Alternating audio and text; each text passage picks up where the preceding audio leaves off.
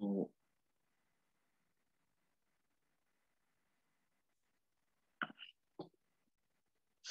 Internal energy of ideal gas,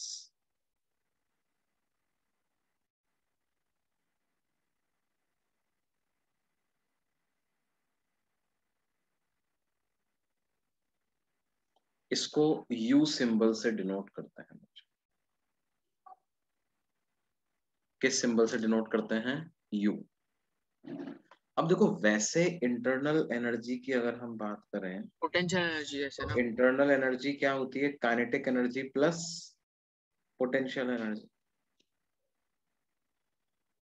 लेकिन हमने postulates of kinetic theory of gases में एक अजम्पशन लिया हुआ है कि गैस के मॉलिक्यूल्स पे ग्रेविटी का कोई इफेक्ट नहीं होता, न ही मॉलिक्यूल्स एक दूसरे पे कोई इंटरमॉलिक्यूलर फोर्स ऑफ अट्रैक्शन लगाते हैं। तो क्या मैं बोल सकता हूं कि पोटेंशियल एनर्जी जीरो होगी? Yes sir. इसका मतलब जो इंटरनल एनर्जी है वो सिर्फ काइनेटिक एनर्जी के बराबर ही हो जाएगी। अब मान लो एक गैस सैंपल में कैपिटल एन मॉलिक्यूल्स हैं, हर मॉलिक्यूल अलग अलग स्पीड से चल रहा है, तो क्या उसकी काइनेटिक एनर्जी हम half M V one square plus half M V two square ऐसा लिख सकते हैं? हर मॉलिक्यूल की काइनेटिक एनर्जी को लिख करके ऐड कर दें तो क्या ऐसा मिल जाएगा जी बच्चों? Yes sir. ध्यान दो, अभी मैं मान के चल रहा हूं, सबसे पहले मैं केस ले रहा हूं internal energy of mono atomic gas.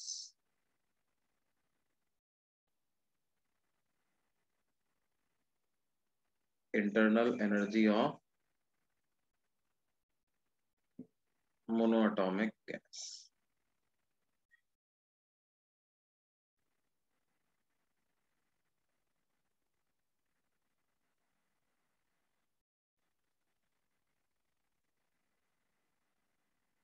क्या ऐसा लिख सकते हैं?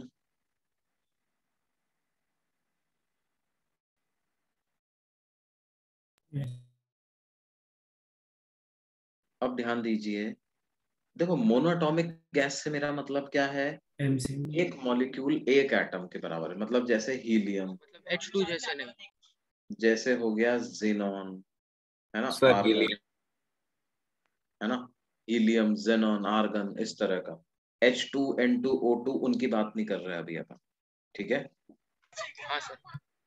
है ना? तो इन गैस में तो एक मॉलिक्यूल का मतलब एक एटम, एक ही पार्टिकल है इन मॉलिक्यूल में, तो उस पार्टिकल की काइनेटिक एनर्जी लिखनी है तो बस आप हाफ एम वी स्क्वायर लिख दो, हो गया काम, पूरी काइनेटिक एनर्जी उसमें उसकी आ गई। मोनोएटॉमिक के लिए नहीं, ये मोनोएटॉमिक, बेसिकली ये क्या है? Monoatomic gas. क्या मैं यहाँ से हाफ एम कॉमन लेकर के इसको V1 square plus V2 square up to VN square, क्या ऐसा लिख सकता हूँ? रूट मीन स्क्वायर वाला आ गया सर। ये जो पूरा एक्सप्रेशन लिखा हुआ है, क्या मैं इसको नंबर ऑफ मॉलिक्यूल से मल्टीप्लाई और नंबर ऑफ मॉलिक्यूल से डिवाइड कर दूं बच्चे? इससे क्या फायदा होगा? ये जो पूरी चीज लिखी हुई है मेरे पास, क्या ये RMS स्पीड का स्क्वायर लिखा हुआ है क्या? Yes sir.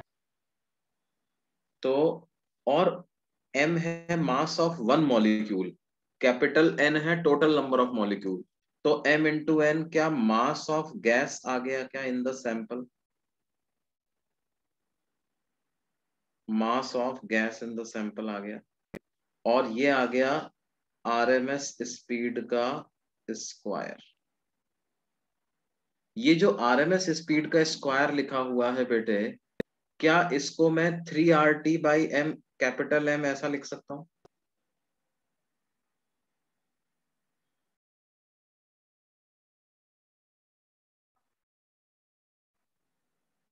Where what is capital M? Capital M molar mass of gas होता है ना? यस। तो मास अपॉन मोलर मास को क्या लिख सकते हो बच्चों? मोल्स। मोल्स। मोल्स लिख मोल्स। सकते हैं।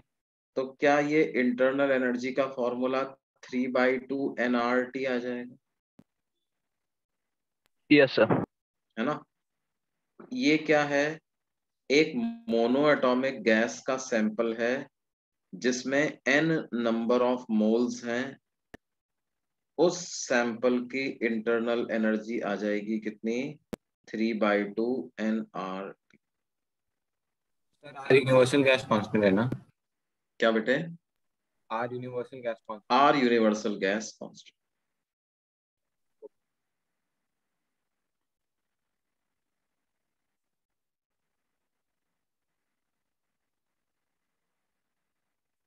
NS number of moles,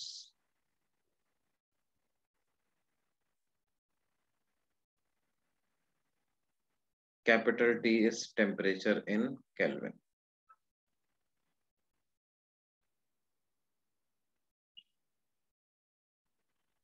और U क्या है? U is total energy. internal energy of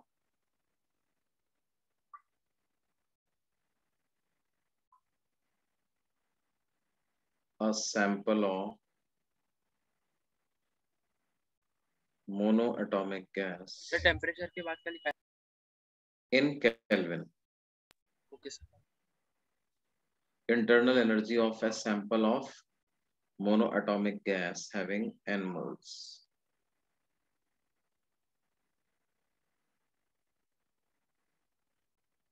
sir बोलिए जी। सर ऊपर वाली इक्वेशन में कैपिटल एन क्या है? ऊपर वाली इक्वेशन में कैपिटल N क्या है? Number of molecules. Number of molecules. और स्मॉल m क्या है? Mass of one molecule.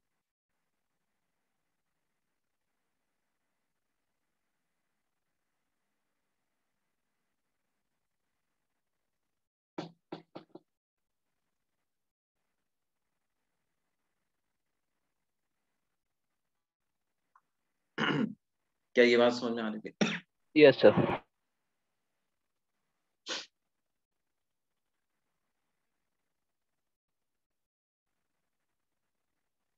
देखो, ये तो आई सारे मॉलिक्यूल्स की एनर्जी का सम, मतलब पूरे पूरे सैंपल की एनर्जी, है ना? अच्छा, एक बात इसमें ये सुनिए कि क्या हर मॉलिक्यूल की काइनेटिक एनर्जी अलग अलग है क्या? V1 V2 V3 सबकी स्पीड अलग अलग है, तो इसका मतलब काइनेटिक एनर्जी सबकी अलग अलग अलग है। अलग है। अगर मेरे को ये निकालना है कि पर मॉलिक्यूल कितनी एनर्जी है, तो ये जो एनर्जी आई है ये कैपिटल N मॉलिक्यूल्स की आई है। तो मैं अगर कैपिटल N से डिवाइड कर दूं तो क्या मेरे को average kinetic energy per molecule मिल जाएगी, या एवरेज, मैं ऐसे लिख सकता हूं, average kinetic energy per molecule.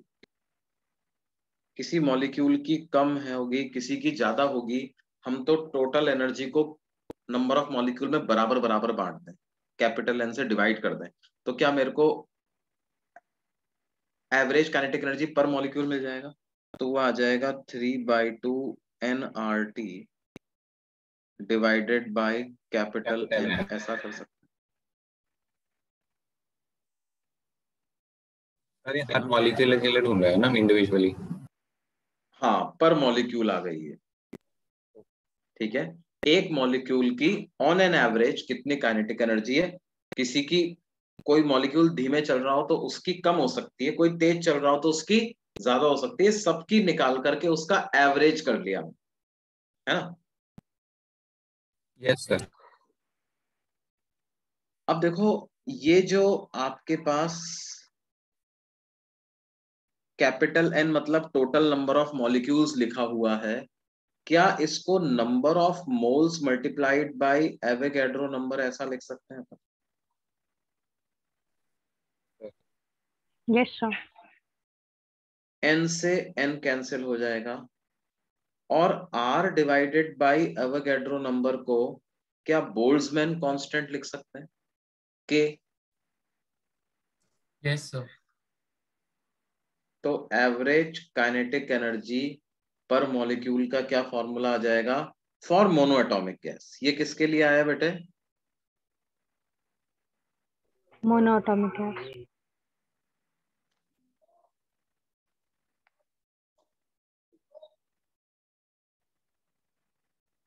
Average kinetic energy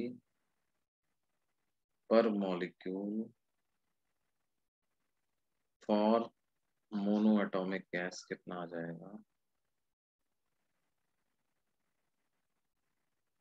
3/2 kT।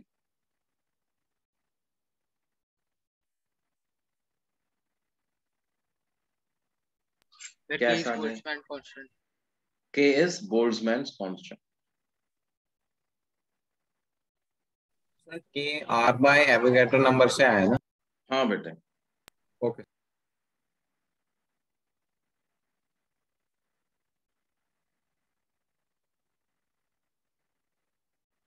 K की वैल्यू होती है R divided by Avogadro number. देखो R एक यूनिवर्सल कांस्टेंट है, एवोगैड्रो एक यूनिवर्सल कांस्टेंट है, तो क्या K भी एक यूनिवर्सल कांस्टेंट हो गया? Yes sir. इसको Yes, लिखते sir. हैं 1.38 into 10 raise to the power कितना? -23, है ना?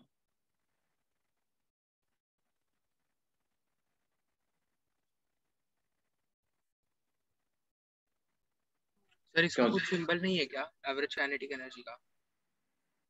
नहीं, इसका कोई सिंबल जैसा कुछ नहीं। Okay sir.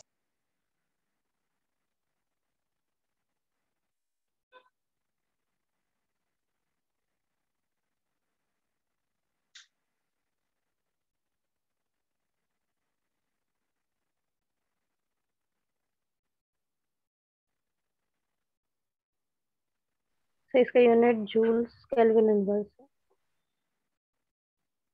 के की यूनिट होगी जूल पर केल्विन।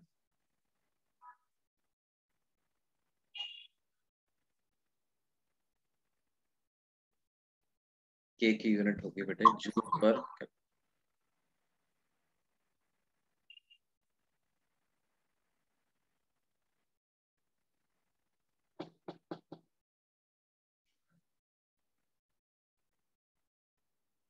ये नोट किया जी सबने? एक मिनट।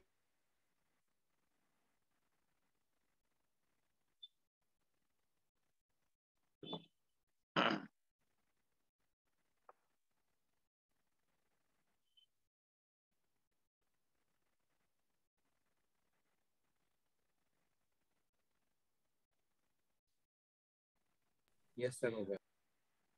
हो गया सर। ओके जी।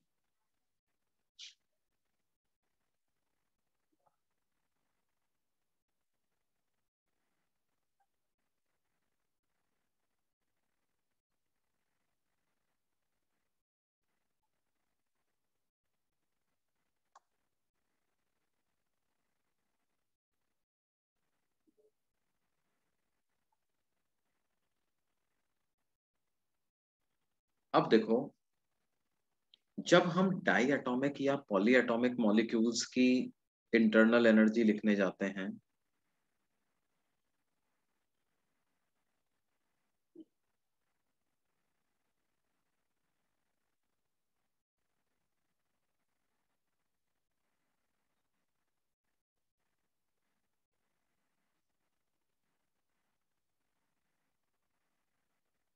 तो वो कैसे लिखते हैं बच्चों?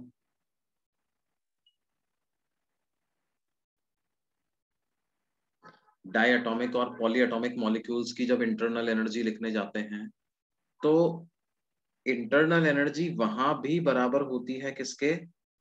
काइनेटिक एनर्जी के ही बराबर होती है।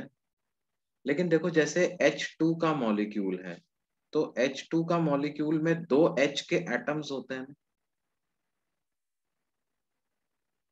Yes sir. ये पूरे को हम एक मॉलिक्यूल बोलते हैं,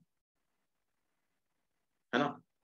अब आप देखिए ये मॉलिक्यूल के साथ क्या होगा, मान लो ये ओवरऑल जो हम जिसको आरएमएस स्पीड वगैरह बोलते हैं, तो वो इस पूरे मॉलिक्यूल की एज ए होल स्पीड क्या है वो आती है ना, ठीक है। लेकिन अपार्ट फ्रॉम दिस स्पीड, क्या ऐसा भी हो सकता है कि जैसे मान लो ये पूरी एक लाइन है, तो ये ऐसे ही घूमते हुए आगे बढ़ रही हो, हाँ सर।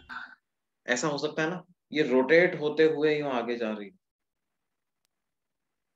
तो एक तो क्या हो जाएगी, इसके ओवरऑल आगे जाने की वेलोसिटी, जो कि इसकी ट्रांसलेशनल वेलोसिटी बोल देते हैं अपन, है ना, जिसकी आरएमएस वैल्यू इसके लिए भी अपन √3 RT/m फॉर्मूला यूज करते हैं। लेकिन इन एडिशन टू दैट इसके पास एक रोटेशनल मोशन भी है ना बच्चों, यस सर। हाँ सर। यस तो वो वाली एनर्जी भी तो मेरे को ऐड करनी पड़ेगी ये बात समझ में आती।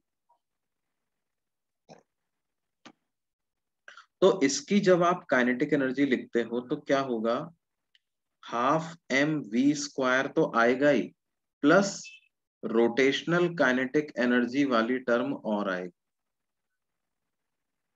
समझ रहे हो बेटे,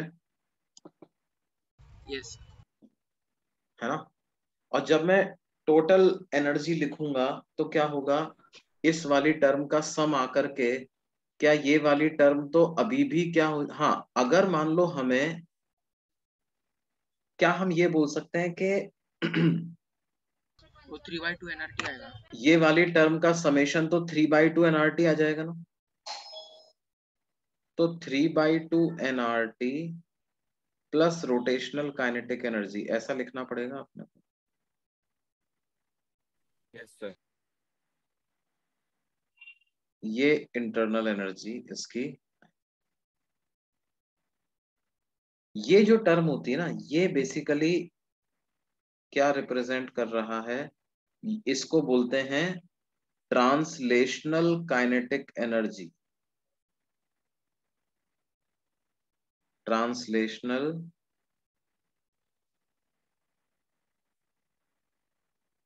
काइनेटिक एनर्जी ऑफ डाई और poly atomic molecules,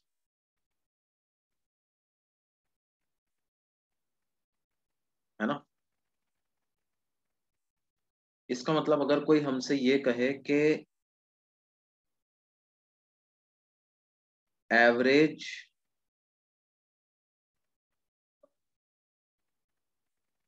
translational kinetic energy per molecule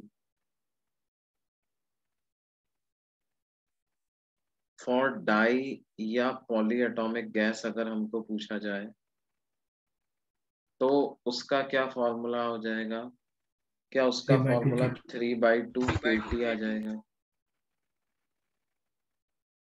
उसका फॉर्मूला हो जाएगा जी कितना, 3/2 kT। बोलिए बच्चों। Yes sir. Yes sir.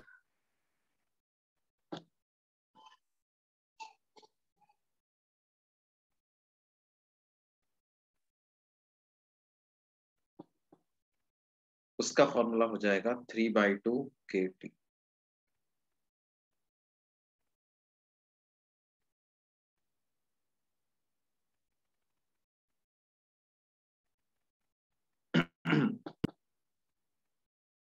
Total मतलब टोटल एनर्जी जो है वो 3/2 kT से ज्यादा हो। अब कितनी ज्यादा होगी ये कैसे पता चलेगा हमको, रोटेशनल काइनेटिक एनर्जी सबका सेम नहीं होगा, रोटेशनल काइनेटिक एनर्जी भी सबका अलग अलग हो सकता है ना। रोटेशनल काइनेटिक सबसे तुम्हारा मतलब क्या है, what do you mean by सबका सेम होगा, मतलब जैसे हाइड्रोजन गैस है, उसके अलग अलग मॉलिक्यूल्स हैं, तो अलग अलग मीथेन मॉलिक्यूल का गैस रोटेशनल काइनेटिक एनर्जी अलग अलग हो सकता है। और हाइड्रोजन और मीथेन का भी अलग अलग होगा ना। हाइड्रोजन और किसका, मीथेन का, हाँ सर, मतलब कोई और अलग। हाँ बिल्कुल अलग अलग अलग होगा। अब हम एक लॉ पढ़ने जा रहे हैं जिससे कि हम डाई और पॉली एटॉमिक गैसेस की भी क्या है, टोटल इंटरनल एनर्जी कैलकुलेट कर पाएंगे। अगले पेज पे चले बच्चों। Yes sir. Sir Yes, wait, sir.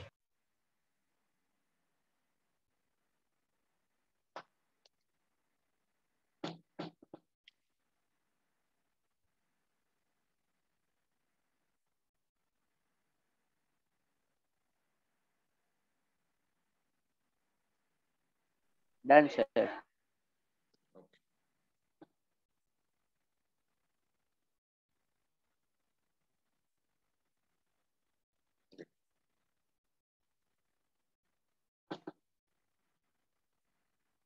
उसको बोलते हैं law of equipartition of energy.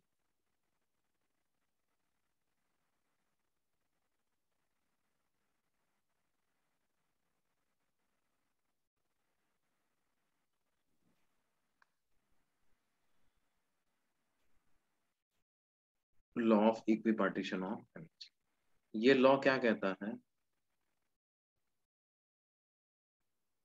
Average internal energy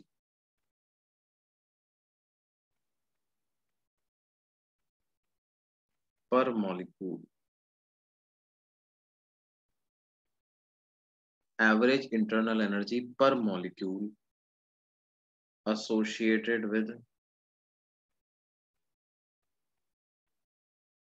each degree of freedom of molecule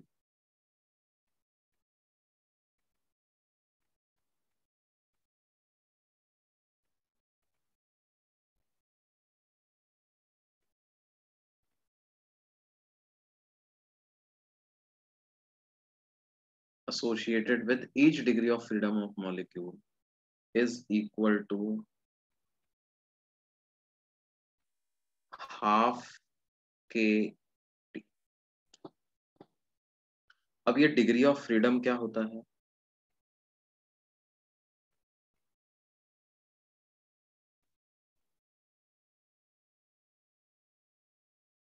ये होता है number of independent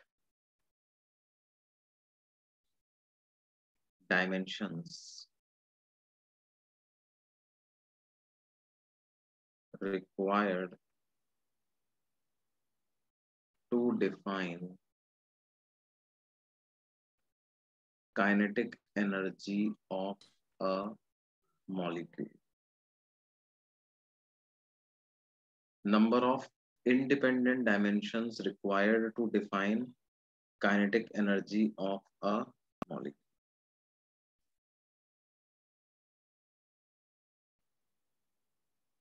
independent dimensions का मतलब क्या है, डायमेंशंस को आप ऐसे भी मान सकते हो टर्म्स।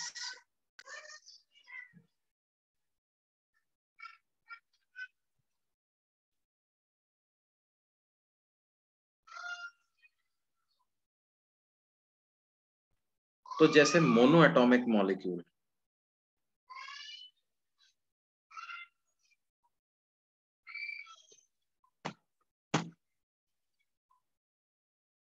सर इंडिपेंडेंट टर्म्स का मतलब क्या हुआ?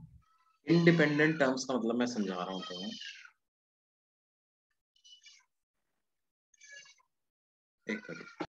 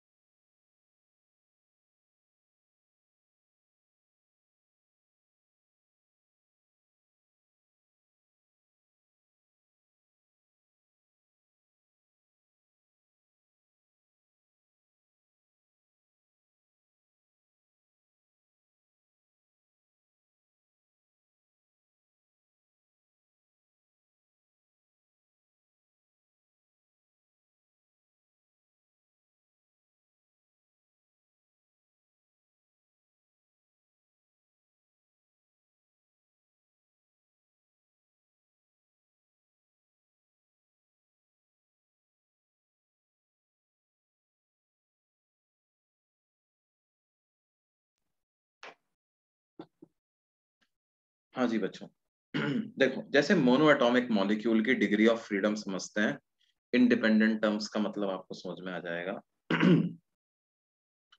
फॉर मोनो एटॉमिक मॉलिक्यूल्स, देखो मोनो एटॉमिक मॉलिक्यूल की इंटरनल एनर्जी मैंने हाफ mv² से लिख दी थी ना बच्चों। इसके अलावा और कुछ टर्म लिखने की जरूरत नहीं पड़ी थी मेरे को, क्या इसी में पूरी एनर्जी आ गई थी? Yes sir. Yes sir.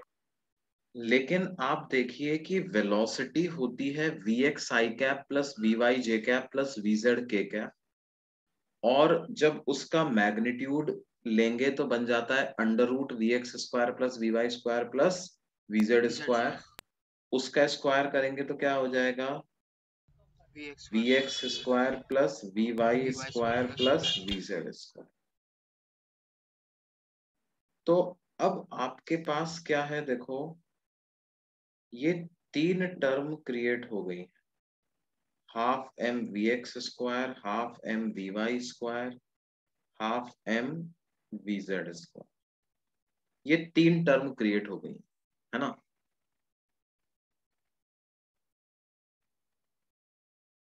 Half mvx², half mvy², half mvz², ये तीन टर्म्स क्रिएट हो गई है ना। अब देखिए यस बच्चों, सर।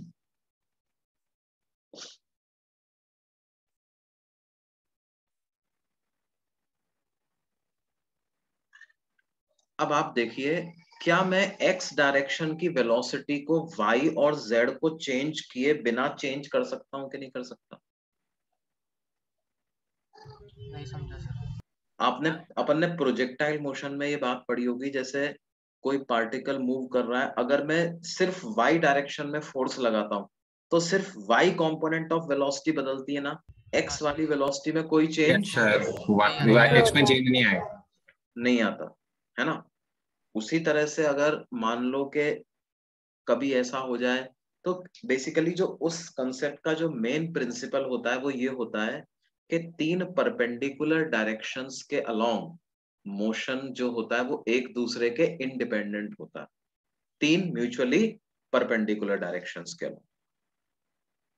तो इसका मतलब क्या है, ये जो तीन टर्म लिखी हुई है ये एक दूसरे के इंडिपेंडेंट है ना, इंडिपेंडेंट टर्म्स हो गई है। क्या हो गई? Independent independent terms. टर्म हो गई। ये तीन टर्म की जरूरत है मेरे को काइनेटिक एनर्जी को लिखने के लिए। तो इसके लिए क्या होगा, हम कहेंगे कि मोनो एटॉमिक मॉलिक्यूल का डिग्री ऑफ फ्रीडम कितना है?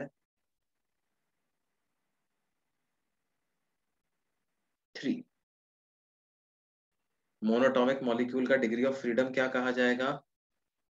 Degree of freedom for mono atomic molecule कहा जाएगा कितना बेटे?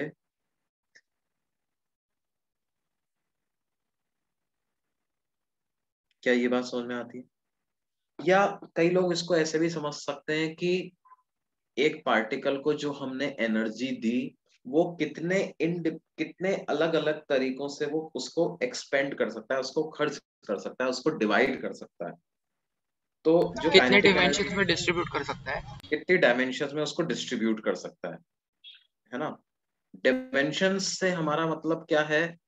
डिफरेंट वेज हो गए एक्चुअली, राइट।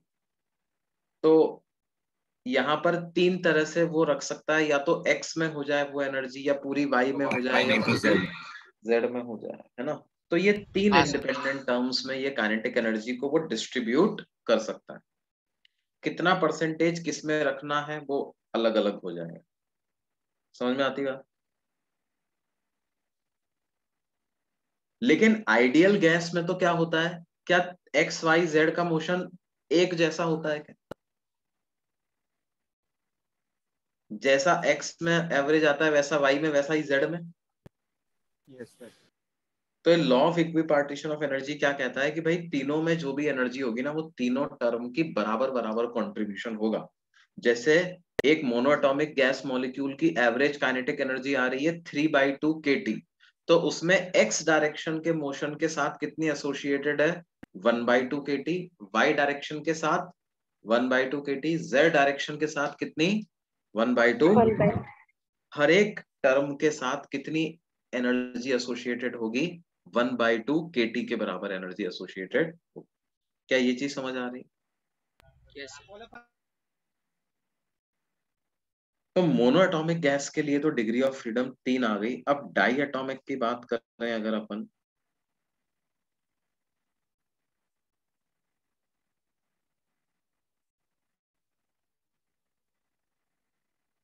इसके 6 आएंगे क्या?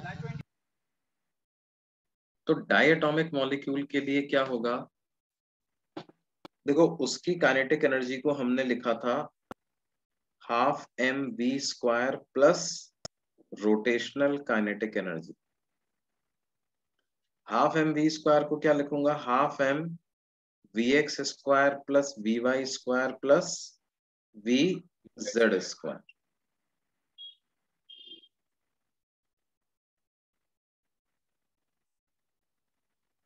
और रोटेशनल काइनेटिक एनर्जी को कैसे लिखेंगे? देखो जैसे ये मॉलिक्यूल है हमारा, है ना। अब क्या ये ऐसे रोटेट हो सकता है इस तरीके से, और क्या ये इसी प्लेन में भी रोटेट हो सकता है ऐसे, नीचे से ऊपर ना? है ना। जैसे एक तो क्या हो जाए, ये इस लाइन के अबाउट रोटेट हो जाए, और एक ऐसा इस तरह का रोटेशन भी हो सकता है। समझ रहे हैं सर और खुद के प्लेन के अलोंग भी ना? क्या बोल रहे हैं? जैसे हम उसको रोल करेंगे तो वैसे टाइप का भी?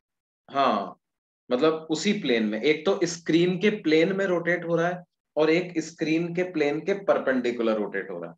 जैसे ये स्क्रीन का प्लेन है, तो एक तो है कि इसी में ही रोटेट हो जाए, समझ रहे हो, और एक हो कि ऐसे इसके अंदर बाहर है।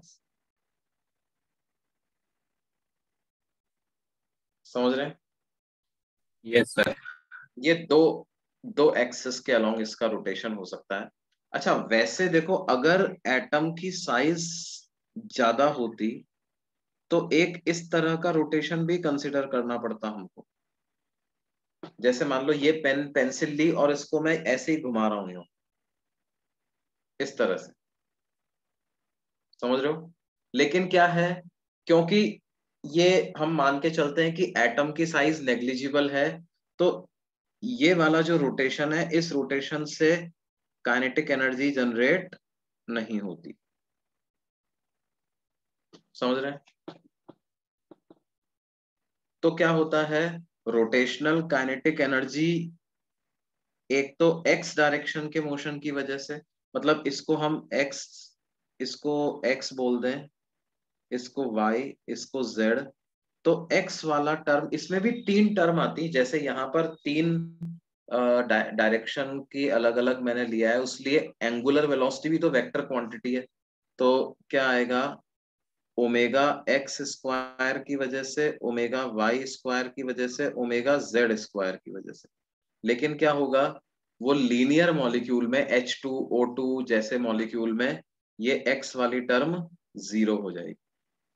समझ रहे हैं? इनफैक्ट इसका एग्जैक्ट फॉर्मूला में, जैसे यहाँ पे हाफ इंटू मास आया है, तो ओमेगा में half into moment of inertia आएगा। क्या आएगा, half into moment of inertia.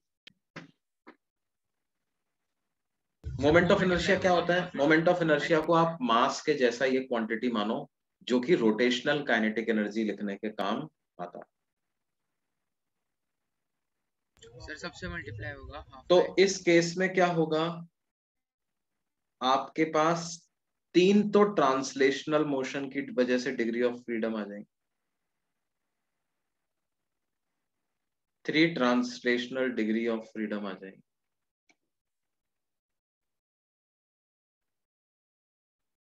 और 2 क्या आ जाएंगी,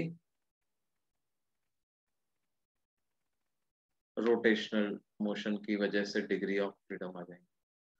तो इसकी total degree of freedom for di atomic gas molecule क्या आ जाएगी बच्चों? 5।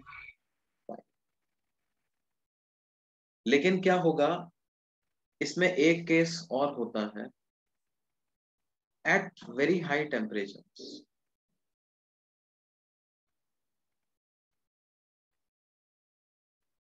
वाइब्रेशन वाला ना? वाइब्रेशनल मोशन भी इसका हमें अकाउंट में लेना होता है, मतलब मॉलिक्यूल ऐसे आगे पीछे भी मूव कर सकते हैं, एटम्स जो हैं, एटम्स इसके आगे पीछे भी मूव कर सकते हैं।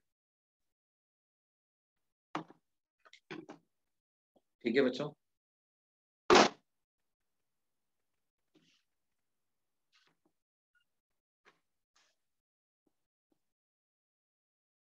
सर वो ओमेगा एक्स वाला सेंट्रल ही होगा। क्या बेटे? वो रोटेशनल में ओमेगा एक्स वाला सेंट्रल ही होगा क्योंकि साइज छोटा लेके चल रहा है। सो एटम का साइज नेग्लिजिबल है ना। अगर मान लो ये अच्छा खासा सिलेंडर जैसा होता, मोटा सिलेंडर होता, तो फिर मैं उस एनर्जी को भी अकाउंट में लेता, या बड़े बड़े स्फेयर होते तो उस एनर्जी को भी मैं अकाउंट में लेता। लेकिन क्या है, हम तो मान के चलते हैं कि size of an atom is negligible. Okay sir, समझा।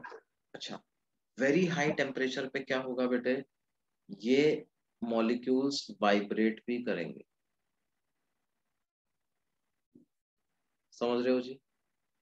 इस तरह से तो ये वाली डायरेक्शन के अलोंग जो इनकी वेलोसिटीज एडिशनल आ जाएंगी, ये ओमेगा में भी काउंट नहीं हो पाएगा, इसको अलग से ही काउंट करना पड़ेगा। क्या ये बात समझ में आती है? साथ ही साथ देखो, ये जो एटम है, इन दो एटम्स ने आपस में बॉन्ड फॉर्म किया हुआ है ना। बॉन्ड फॉर्मेशन का मतलब क्या है, एक दूसरे को अट्रैक्ट कर रहे हैं ये एटम्स। ध्यान दो, एक हाँ मॉलिक्यूल सर। दूसरे मॉलिक्यूल पे फोर्स नहीं लगा रहा, उसको तो हम आइडियल गैस असम्पशन में नेग्लेक्ट कर सकते हैं, है ना। लेकिन एक एटम दूसरे एटम के साथ तो फोर्स लगा रहा है, तभी तो बॉन्ड बना हुआ है, तभी तो वो डाई एटॉमिक मॉलिक्यूल बना हुआ है। अब बात यस क्या सर। होती है, देखो पोटेंशियल एनर्जी क्या होती है, energy by virtue of position. अगर जब तक ये वाइब्रेशनल मोशन नहीं हो रहा था, तब तक क्या था, इन दोनों एटम जो एक दूसरे पर इंटर एटॉमिक फोर्स लगा रहे हैं, उसकी वजह से इनके पास कुछ पोटेंशियल एनर्जी है, लेकिन इनके बीच की डिस्टेंस चेंज ही नहीं हो रही। इनके बीच की डिस्टेंस चेंज ही नहीं हो रही, तो वो पोटेंशियल एनर्जी आप लिखो या न लिखो, उससे कोई फर्क नहीं पड़ रहा। लेकिन अब जब ये वाइब्रेट करने लग जाएंगे, तो इनके बीच की डिस्टेंस कम ज्यादा होने लगेगी, तो क्या उस पोटेंशियल एनर्जी में भी बदलाव आने लगेगा? हाँ तो क्या सर। यस उसको भी सर। मुझे लिखना चाहिए? Yes sir. तो क्या होता है, at high, very high temperature, vibrational motion becomes significant. Vibrations of molecule become significant, and two additional degree of freedoms get activated.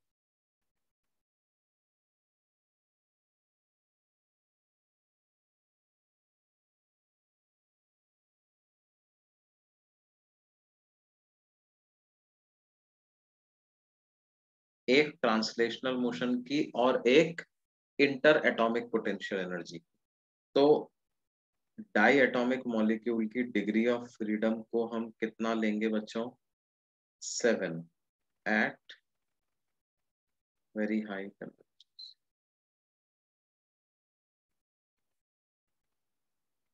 है ना।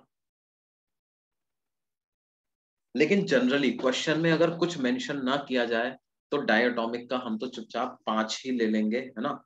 कुछ एडिशनल जानकारी दी जाए कि भाई take vibrational motion also into account, या टेम्परेचर इज वेरी हाई, तब जाकर के अपन क्या है 7 पे जाएंगे। नॉर्मल केस में 5 5 ही। क्या ये चीज समझ में आती है? Yes sir. हाँ सर। और फॉर पॉली एटॉमिक मॉलिक्यूल्स क्या होगा? Sir last slide. Last slide हमें, पॉली एटॉमिक तो ठीक है, लेकिन कैसा होना चाहिए, नॉन लीनियर भी होना चाहिए। पॉलीएटॉमिक नॉन लीनियर, जैसा मीथेन हो गया, अमोनिया हो गया।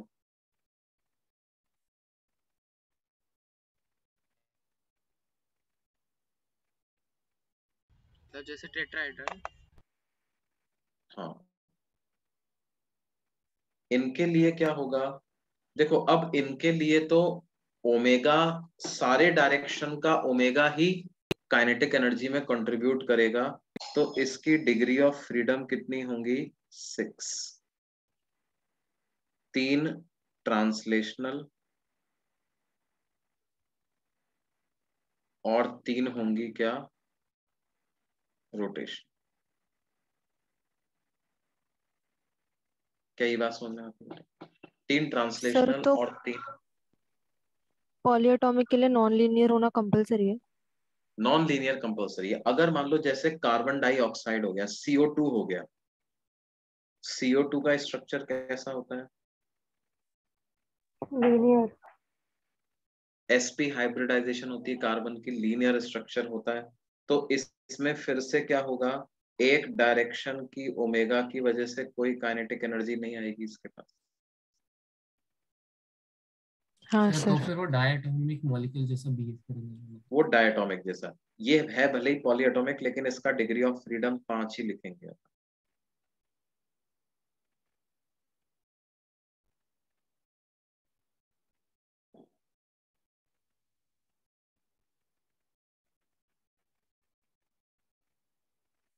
क्या ये सर बात समझ में आती है? पॉलीएटॉमिक का 5 है कि 6 है?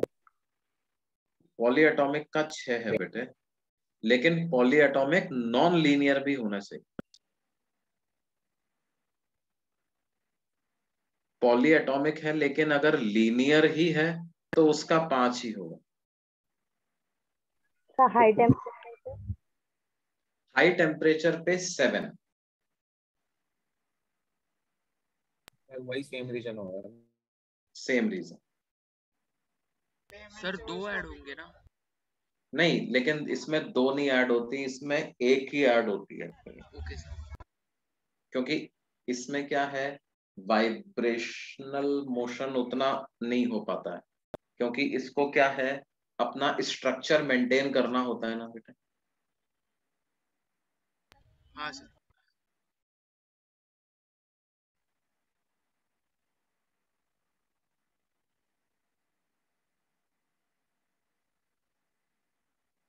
अच्छा, तो इसका मतलब मान लो कोई आपसे ये पूछे कि find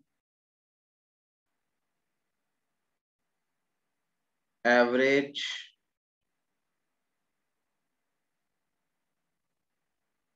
translational kinetic energy per molecule for ammonia at 27 degree Celsius, तो उसको क्या लिखोगे बच्चों, average translational kinetic energy per molecule for ammonia molecules, तो उसको क्या लिखोगे, 3/2 kT। क्या 3/2 kT हो जाएगा इसका आंसर? क्योंकि सिर्फ ट्रांसलेशनल पूछा है ना, ट्रांसलेशनल की तो 3 डिग्री ऑफ फ्रीडम होती है, 1/2 1/2 1/2 तीनों के लिए एनर्जी, तो क्या हो जाएगी 3/2 के हो जाएगा। के की वैल्यू लिखते हैं 1.38 इंटू 10 की पावर -23। टेम्परेचर कितना है जी, 300 केल्विन, तो ये हो जाएगा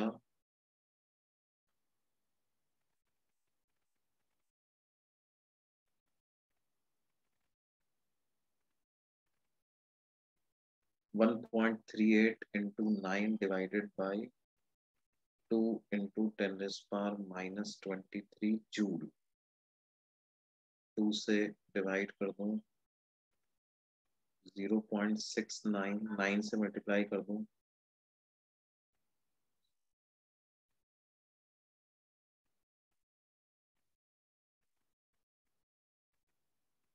तो 6.21 इंटू 10 की पावर -23 जूल ऐसा आ जाएगा ना बेटा। बोलिए।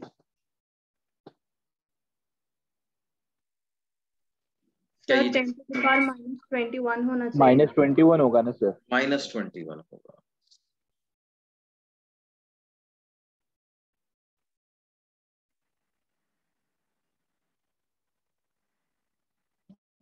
-21 होगा जी, बिल्कुल सही। समझ आई बात बच्चों? अगले पेज पे चलें जी। हाँ सर। Yes sir. ओके। अच्छा, इसका एक जनरल फॉर्मूला बना सकते हैं क्या? If an ideal gas has f degrees of freedom,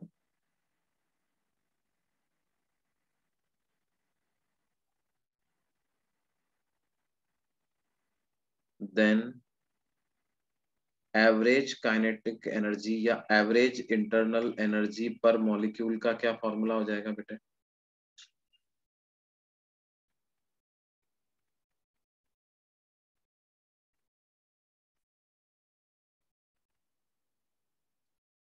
average internal energy per molecule का क्या फॉर्मूला आ जाएगा?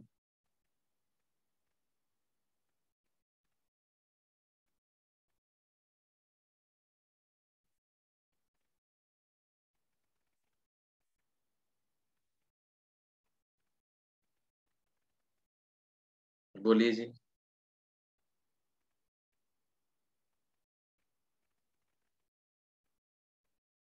जल्दी जल्दी बोलो। 3 kT/2s। अरे यार नहीं भैया, 1 डिग्री ऑफ फ्रीडम से कितनी एनर्जी होती है? 1 डिग्री ऑफ फ्रीडम से 1/2 kT। 1/2 kT। तो F डिग्री ऑफ फ्रीडम से कितनी होगी? F/2 kT। F/2 kT। by 2 kT। F degree of freedom से कितनी इंटरनल एनर्जी हो जाएगी? हो जाएगी F/2 kT, है ना? Yes। इसका मतलब इंटरनल एनर्जी ऑफ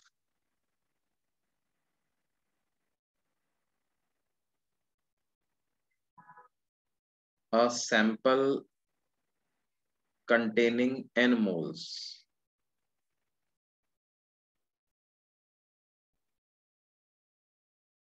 ये कितना हो जाएगा? F/2 kT। ये क्या है? F/2 kT एक मॉलिक्यूल की आई है ना?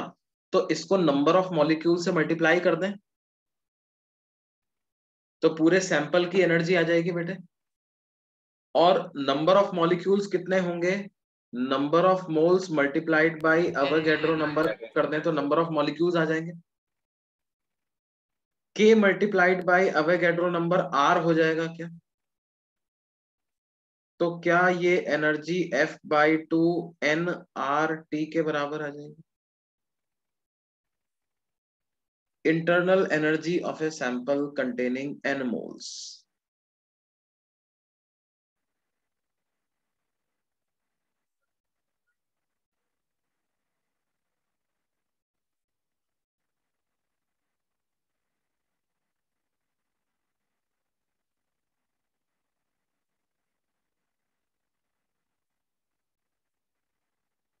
Internal energy of a sample containing n moles, इसकी क्या वैल्यू आ जाएगी बच्चों?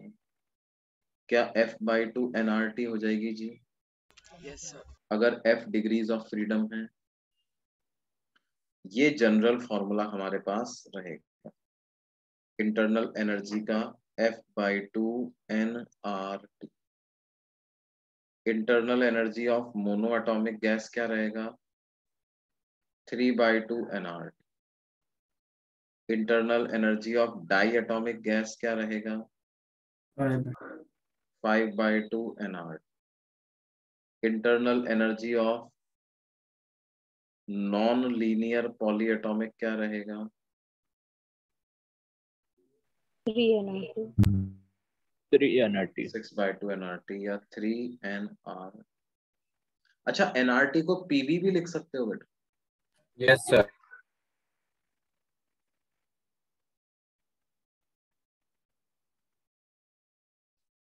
ठीक है।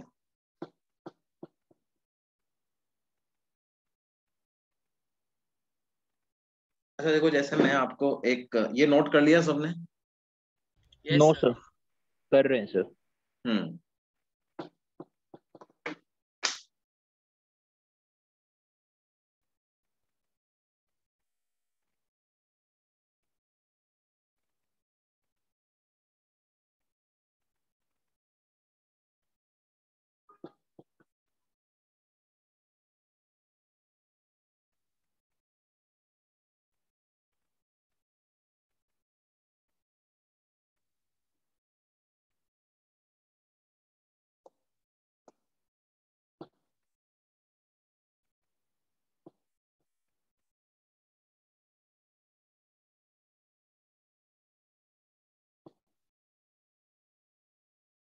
हो गया सर।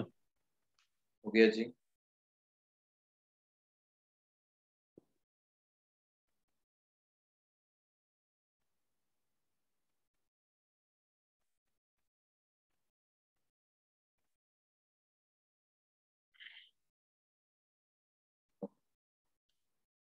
देखो मान लो मैं कहूं कि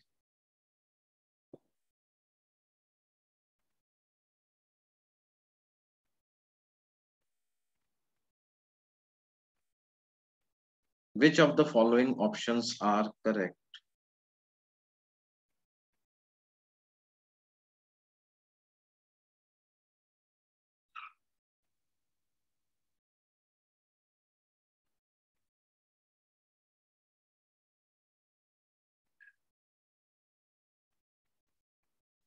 For a sample of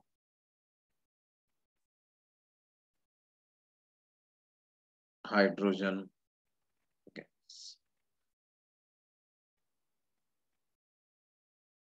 ये ऑप्शन क्या है?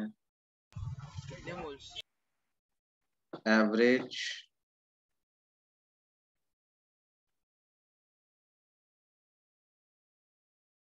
translational kinetic energy per molecule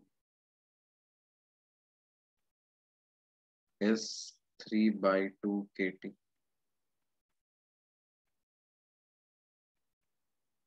Average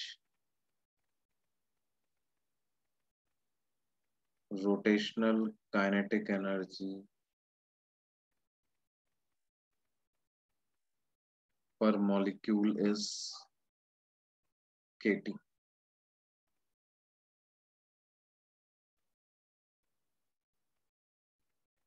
Average internal energy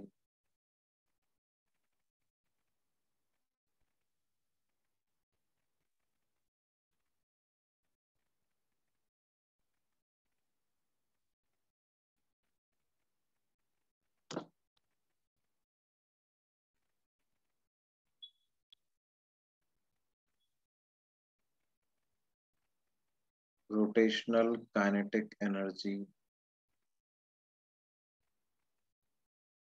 of n moles is nr. इनमें से कौन कौन सा ऑप्शन सही है बच्चों? ए वाला। ए बी सी।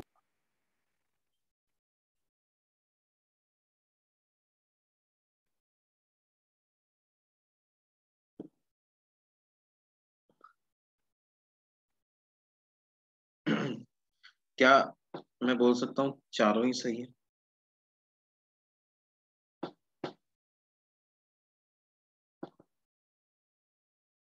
क्यों बच्चों? Yes, sir. देखो ए ऑप्शन में किसी को डाउट है? No sir. बी में? No sir.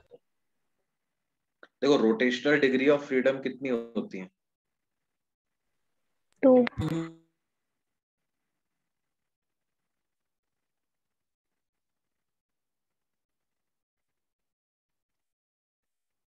इसका मतलब average rotational kinetic energy per molecule क्या है? Is 2/2 kT is equal to is equal to kT, है ना।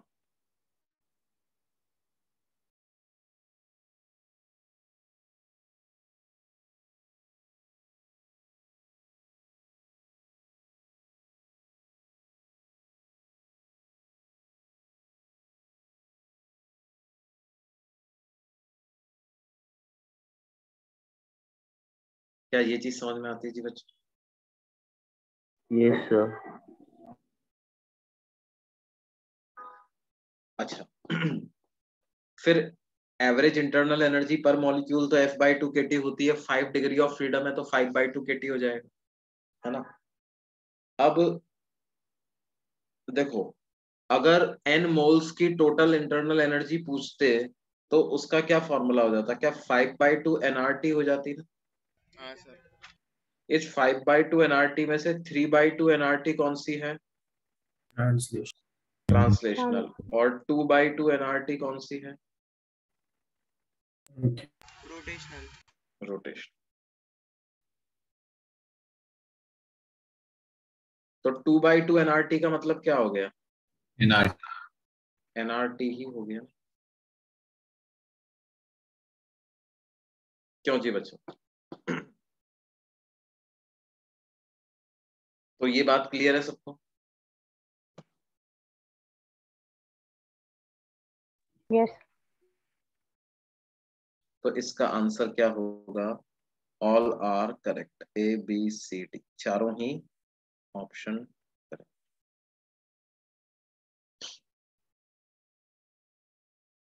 अगले पेज पे चले बच्चों।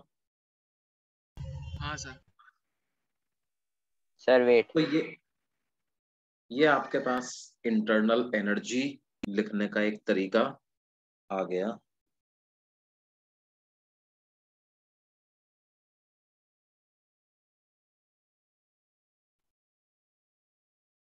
अब हम आगे चलते हैं और बात करते हैं किसकी बच्चों? First law of thermodynamics.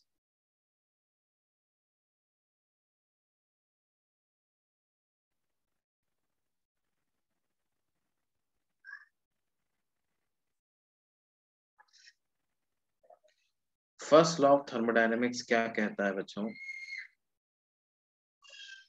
ये कहता है कि किसी सिस्टम की इंटरनल एनर्जी बढ़ाने के आपके पास दो तरीके हैं। डेल्टा यू का मतलब क्या है? डेल्टा यू का मतलब है change in internal energy of a system.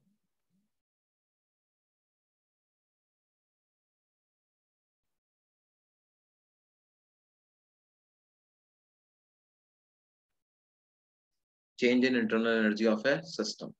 इसके दो तरीके हैं। कैसे? Either you supply heat to that system. Heat supply करने का मतलब क्या है? एक बॉडी को उससे किसी ज्यादा टेम्परेचर वाले बॉडी के कांटेक्ट में रख देना, इसको क्या बोलते हैं? हीट सप्लाई करना। Delta Q. डेल्टा क्यू का मतलब क्या है? Heat supply. Supplied to the system.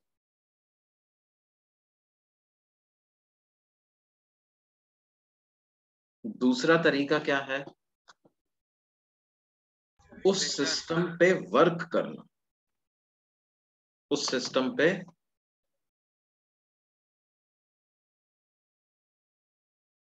Work done on the system.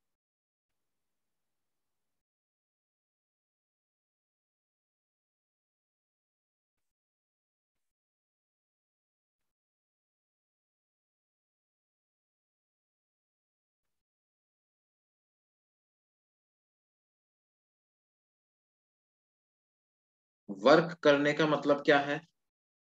Force लगाना, डिस्प्लेसमेंट करना उसका, इसको क्या कहेंगे? सिस्टम पे क्या करना, वर्क। है ना, इसको कहेंगे सिस्टम पे वर्क करना।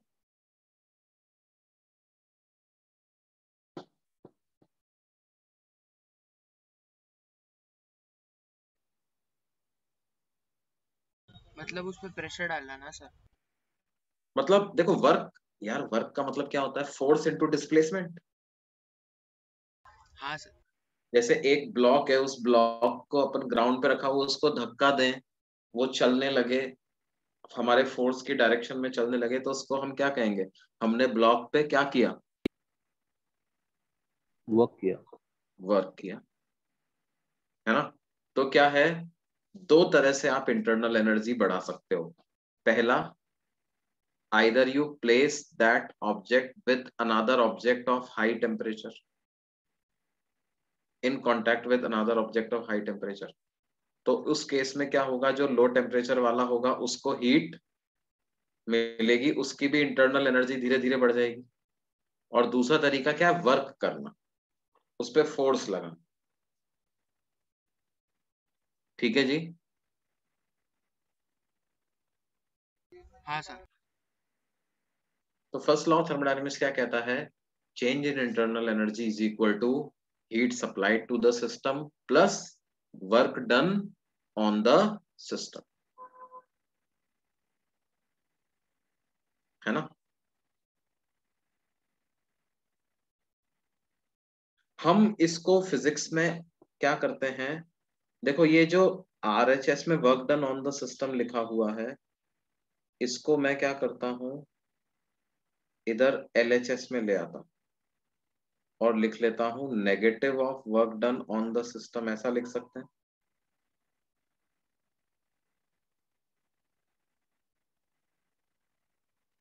क्यों जी? और negative of work done on the system को क्या work done by the system लिख सकता हूं?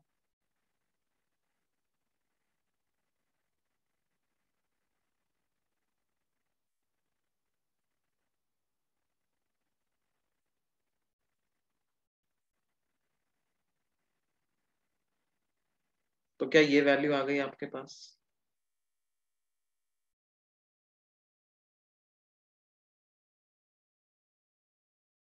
है ना? मतलब हम फर्स्ट लॉ ऑफ थर्मोडायनेमिक्स को इस फॉर्म में भी लिख सकते हैं। किस फॉर्म में? Heat supplied to a system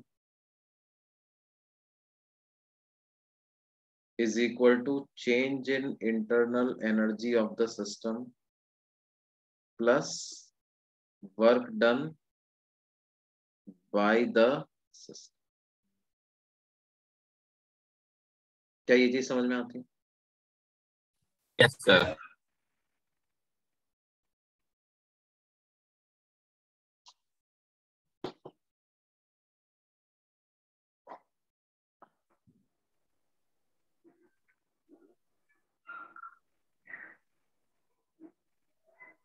है ना?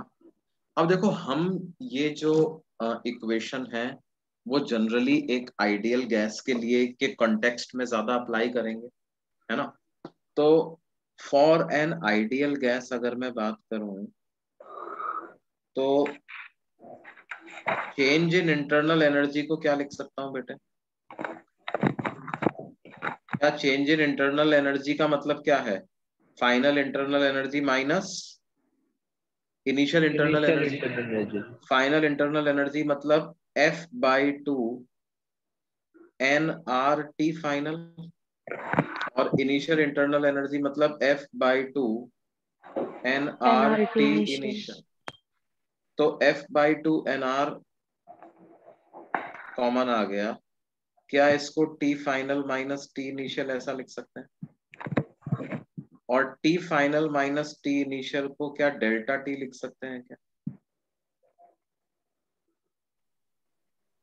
क्या चेंज इन इंटरनल एनर्जी का formula F/2 nR delta T ऐसा आ जाएगा बच्चों? Yes sir. Change in internal energy का फॉर्मूला हो जाएगा F/2 nR delta T, where delta T is what? T final minus T initial.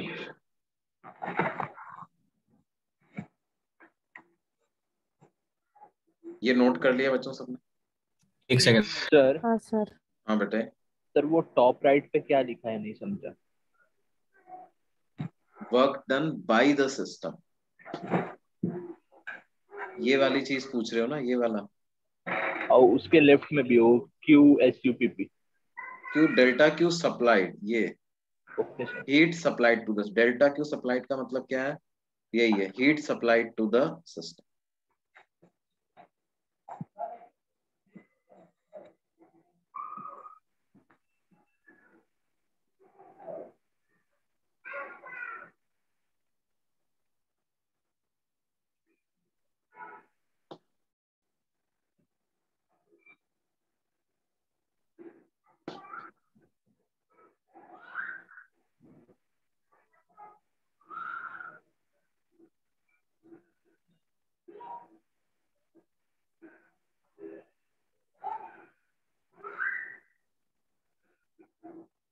हो गया सर।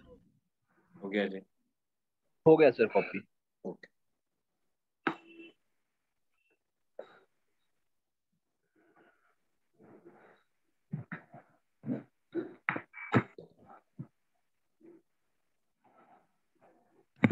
ये डे फाइनल माइनस टी इनिशियल ऐसा हो गया।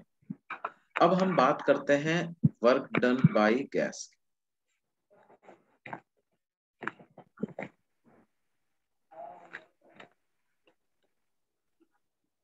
वर्क डन बाय गैस की जब हम बात करेंगे तो उसके लिए हम कौन सा मॉडल चुनते हैं बच्चों। हम ये मान के चलते हैं कि भाई क्या है, गैस एक कंटेनर में रखी हुई है,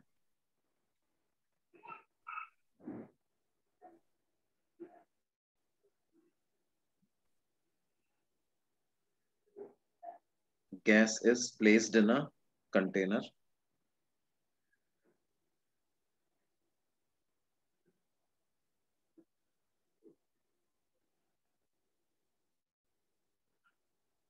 और क्या है, ये एक हमने पिस्टन लगा रखा है, it is fitted with a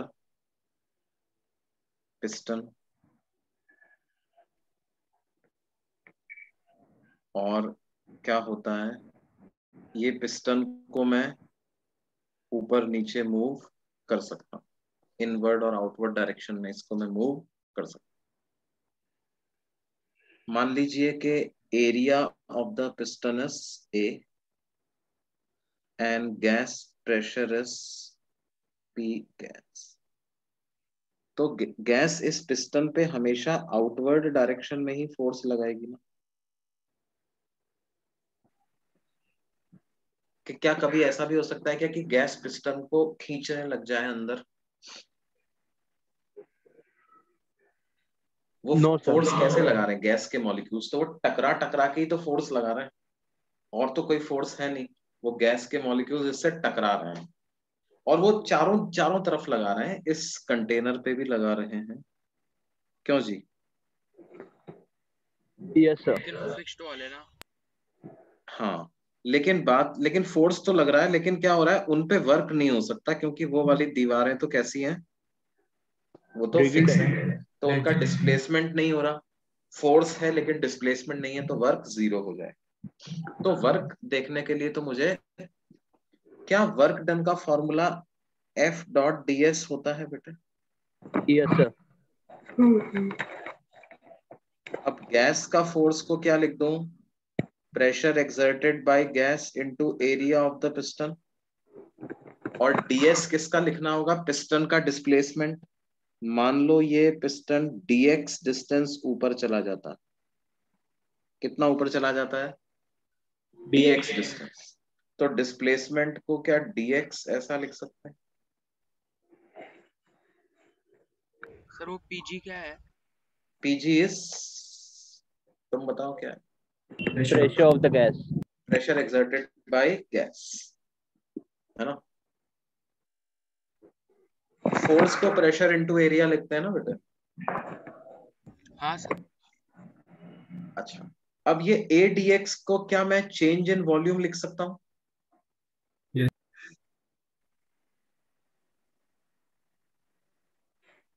तो वर्क डन बाय गैस का फॉर्मूला क्या ये आ जाएगा बेटे हमारे पास, देखो गैस की जब अपन बात करते हैं तो प्रेशर और वॉल्यूम के टर्म्स में ज्यादा कंफर्टेबल फील करते हैं ना। कई सारे फॉर्मूले हमें पता है प्रेशर और वॉल्यूम वाले, तो इसलिए वर्क डन बाय गैस को हम इस तरीके से कैलकुलेट करेंगे। अच्छा, क्या मैं ये बोल सकता हूं कि अगर ये पिस्टन आउटवर्ड डायरेक्शन में मूव करेगा, ये डीवी क्या हो गया बेटे? डीवी हो गया चेंज इन वॉल्यूम।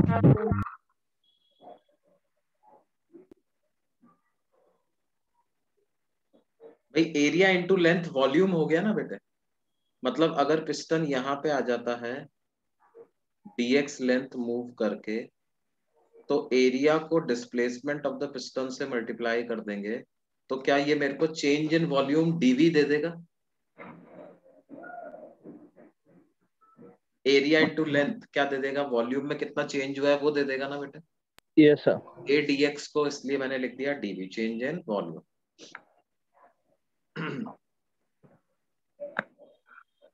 क्या मैं ऐसा बोल सकता हूं कि जब ये पिस्टन आउटवर्ड डायरेक्शन में मूव करेगा तो work done by gas positive होगा? हाँ सर। बोलिए। Yes sir. Work done by gas और आउटवर्ड डायरेक्शन में मूव कर रहा है, इसका मतलब वॉल्यूम बढ़ रहा है।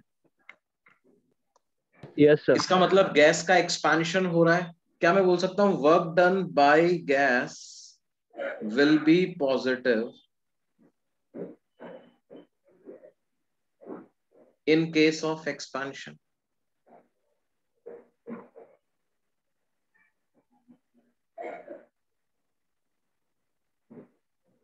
है ना?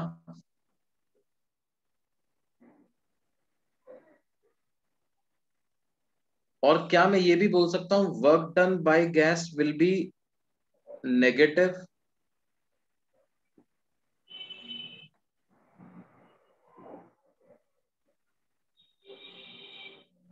In case of contraction?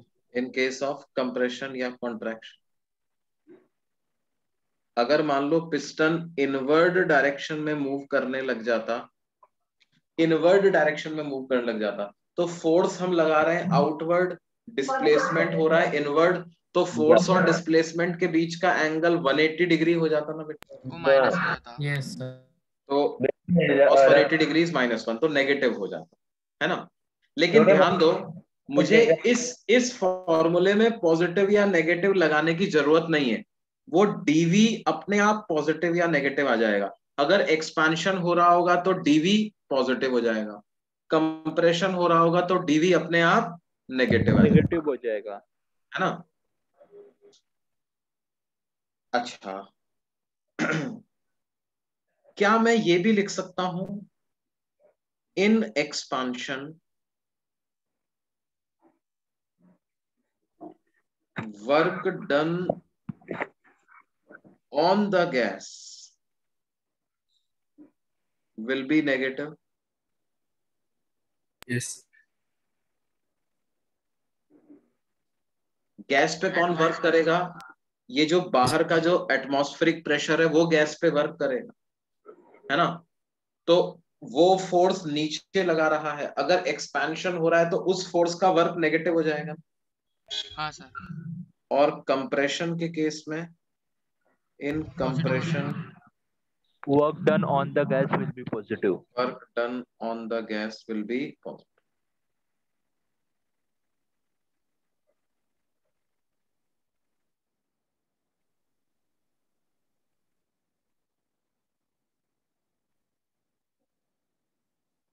अच्छा, एक बात और, क्योंकि ये पीडीवी हमने लिखा है, इसका मतलब अगर मान लो मैं गैस के लिए जब वो एक्सपैंड हो रही है तो उसका वॉल्यूम तो बदल ही रहा है, हो सकता है प्रेशर भी बदले, हो सकता है ना बदले। मान लो कुछ पीवी ग्राफ गैस का ऐसा आ गया, मान लो किसी इनिशियल वॉल्यूम से फाइनल वॉल्यूम तक गैस गई और किसी भी तरह का पीवी ग्राफ आ गया, तो क्या वर्क डन बाय गैस इस, देखो पीवी ग्राफ के एरिया के बराबर हो जाएगा? Yes sir. हाँ सर। लेकिन अब वो एरिया मेरे को पॉजिटिव लेना पड़ेगा या नेगेटिव, ये इस बात पे डिपेंड करेगा कि जो एरो है उसकी डायरेक्शन क्या है। इनिशियल वॉल्यूम मतलब कम वॉल्यूम से हाई वॉल्यूम पे जा रहा है या हाई वॉल्यूम से लो वॉल्यूम पे, कहने का मतलब एक्सपांशन हो रहा है या कंप्रेशन हो रहा है। ठीक है, तो हम यहां पे क्या लिख सकते हैं, work done by gas is equal to area occupied by PV graph and the volume axis।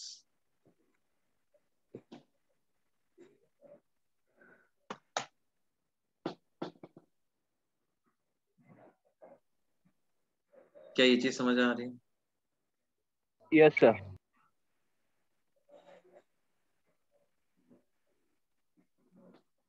अच्छा बच्चों एक ये नोट करो, मैं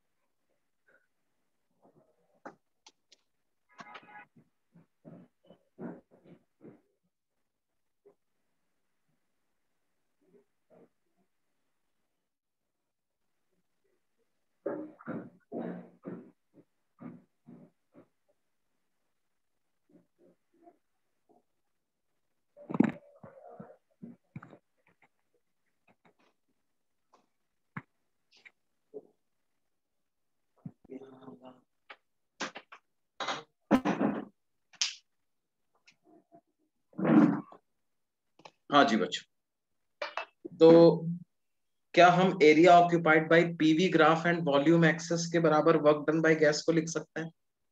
लेकिन जब आप वर्क डन को एरिया से निकालोगे तो क्या है, एरो का ध्यान रखना बच्चों, एक्सपेंशन हो रहा है या कंप्रेशन हो रहा है। एक्सपेंशन हो रहा है तो वर्क डन बाय गैस को क्या लिखेंगे, पॉजिटिव। कंप्रेशन हो रहा है तो एरिया निकालो और एक चुपके से नेगेटिव साइन उधर लगा दो, तो क्या आ जाएगा, कंप्रेशन में वर्क डन बाय गैस। क्या बोल रहे हैं जी? सर उसका माइक चालू है।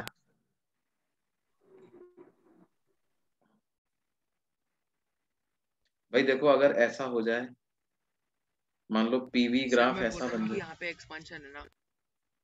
इस केस में एक्सपांशन, जो ऊपर ग्राफ मैंने बनाया उस केस में तो एक्सपांशन। हाँ लेकिन सर। अगर मान लो ऐसा हो जाता तो फिर क्या करते जी? नेगेटिव वर्क होता। हाँ, एरिया लगाते, एरिया निकालते, लेकिन क्या कर लेते, आगे वर्क डन बाय गैस कितना हो जाता, negative. Work done by gas is equal to negative of area, है ना।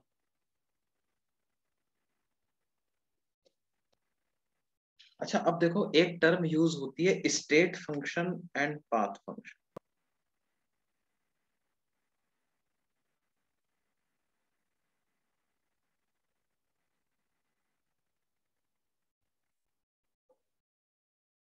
तो क्या मैं ऐसा बोल सकता हूं कि वर्क डन बाय गैस जो है वो गैस की सिर्फ इनिशियल और फाइनल स्टेट पे ही डिपेंड नहीं करता, बल्कि इस बात पे भी डिपेंड करता है कि वो चेंज आप कैसे लेकर के आए।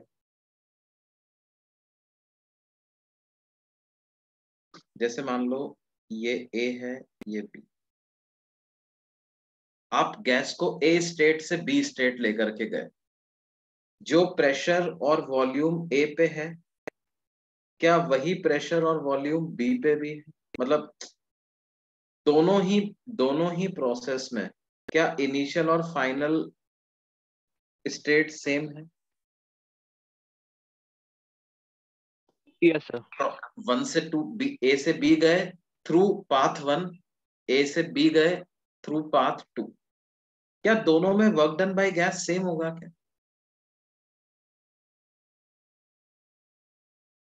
होना तो चाहिए sir. Work done by gas is 1 और work done by gas in 2, किस में ज्यादा लग रहा है? 1 में वर्क लिखोगे तो ये पूरा एरिया आएगा ना। सर 1 में ज्यादा होगा ना? हाँ Yes, sir. और 2 में लिखोगे तो सिर्फ ये वाला एरिया है। सर 2 का Yes, एरिया sir. क्या है?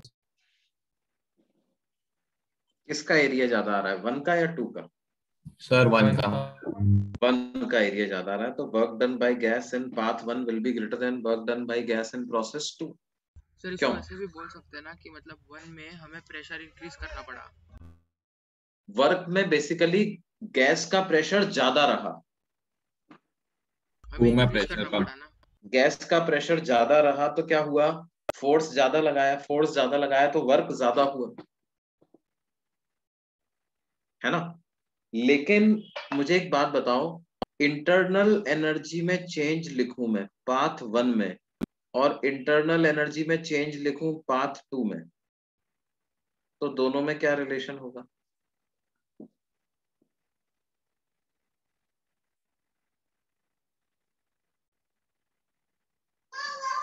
सर 1 और 2 का एरो क्या दोनों में इक्वल आएगा बेटे? पाथ 1 में इंटरनल एनर्जी में चेंज कैसे लिखोगे, F/2 NR temperature at B minus temperature at A। क्यों? Yes sir. Yes sir. Path 1 में इंटरनल एनर्जी में चेंज कैसे लिखोगे, F/2 NR temperature at B minus temperature at. Path 2 में इंटरनल एनर्जी में चेंज कैसे लिखेंगे, F/2 F/2 NR। NR temperature B minus temperature A। तो क्या चेंज मैं ऐसा बोल सकता हूं, मैं और भी कई सारे पाथ बना लूं, क्या मैं ये बोल सकता हूं कि अगर इनिशियल और फाइनल स्टेट उन सारे पाथ्स की सेम है तो change in internal energy same आएगा? जैसे मान लो एक पाथ और मैंने बना लिया, ऐसा बना लिया एक पाथ, ऐसा एक पाथ, ये कोई पाथ 3 हो गया, तो क्या चेंज इन इंटरनल एनर्जी सब में सेम आएगा? Yes sir. Yes sir. लेकिन पाथ 3 का वर्क सबसे ज्यादा आएगा, यस सर, बहुत ज्यादा होगा। यस सर, सबसे ज्यादा होगा थर्ड का, है ना। क्या हम ऐसे बोल सकते हैं कि चेंज इन इंटरनल एनर्जी सिर्फ इनिशियल और फाइनल स्टेट पे डिपेंड करता है, पाथ पे डिपेंड यस नहीं सर। करता? Change in internal energy is a state function, इसको क्या बोलते हैं, state function, that is it depends only on initial initial and and final, final values. initial and final states।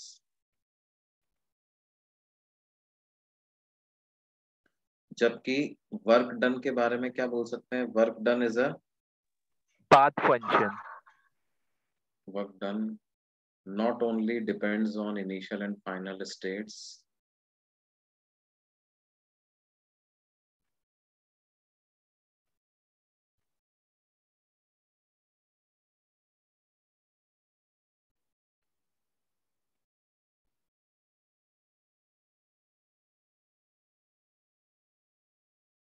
but also on the path।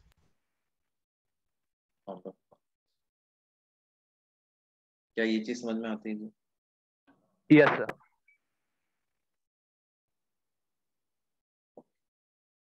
अच्छा, heat supplied को कैसे लिखेंगे, delta U plus W।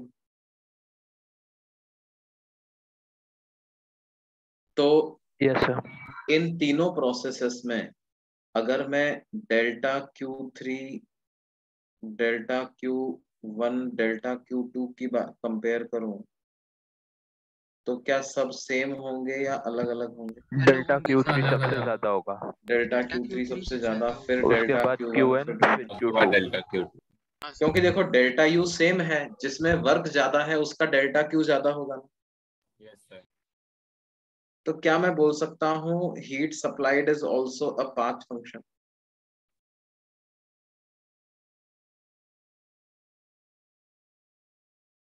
Is also a path function. कैसा function बेटे? Path function.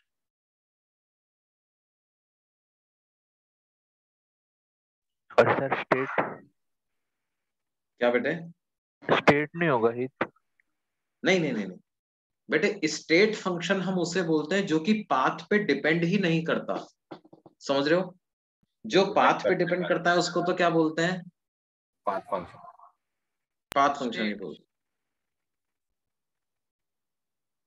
Work done को क्या कहेंगे? Work done is a path function. Work done को क्या कहेंगे? Is a path function. Change in internal energy को क्या कहेंगे? State function. Heat supplied is a path function, है ना। अब जैसे क्या है, हम अलग अलग तरह की प्रोसेसेस लेते हैं, उसमें बात करें। Isochoric process. आइसोकोरिक प्रोसेस क्या होता है बेटे? वॉल्यूम कांस्टेंट होता है। ऐसी प्रोसेस जिसमें वॉल्यूम क्या रहे? कांस्टेंट। उस प्रोसेस को कहेंगे आइसोकोरिक प्रोसेस। मतलब क्या है? जैसे मान लो एक गैस को आपने बिल्कुल रिजिड कंटेनर में बंद कर दिया, उसमें कोई पिस्टन विस्टन नहीं लगा हुआ, और आप क्या कर रहे हो? इस गैस को हीट कर रहे हो, कोई फिलामेंट विलामेंट लगा करके हीट कर रहे हो। तो क्या होगा? फिलामेंट मतलब हाई टेम्परेचर का बॉडी। हाई टेम्परेचर को आपने गैस के कांटेक्ट में रख दिया तो गैस का भी टेम्परेचर बढ़ेगा। क्यों? लेकिन क्या वॉल्यूम बढ़ पाएगा क्या गैस का? नहीं सर। नहीं सर। वॉल्यूम नहीं बढ़ पाएगा। इस प्रोसेस को क्या कहेंगे? आइसोक्लोरिक। Isochoric process. अगर वॉल्यूम कांस्टेंट है तो PV equal to nRT equation के हिसाब से क्या मैं बोल सकता हूँ pressure is directly proportional to temperature? या मैं बोल सकता हूँ पी बाई टी का रेशो कांस्टेंट रहेगा, यस है ना। सर। इस प्रोसेस में अगर आप pressure versus temperature in Kelvin का ग्राफ बनाओगे तो वो graph straight line passing through origin बनेगा। Yes sir. पीवी ग्राफ बनाओगे तो वो कैसा बनेगा? Straight line. ऐसा straight line parallel to Y axis. Yes sir. और वीटी ग्राफ बनाएंगे तो वो कैसा बनेगा? फिर से straight line parallel to x. Parallel to X axis. Straight line parallel to X axis. है ना।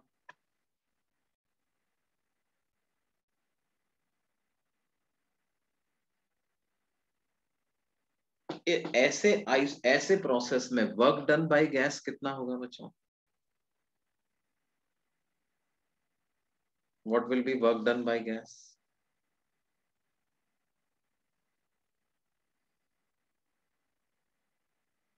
इन आइसोकोरिक प्रोसेस क्या वर्क डन बाय गैस 0 होगा? बोलिए जी। Yes, sir. क्योंकि गैस दीवारों पे फोर्स तो लगा रही है, लेकिन क्या दीवार डिस्प्लेस हो रही है? नहीं सर। No, sir. इसलिए work done by gas, force तो है डिस्प्लेसमेंट नहीं है, work done by gas 0। Change in internal energy of the gas क्या हो जाएगी? Delta. क्या F by 2 NR delta T लिख सकते हैं? Yes sir. तो इसका मतलब heat supplied to the gas भी कैलकुलेट कर पाएंगे अब हम। Yes sir. First law of thermodynamics लगा दें, delta you plus W. Delta U plus तो डेल्टा यू की वैल्यू आ जाएगी F/2 nr delta T. nr delta or heat supplied to the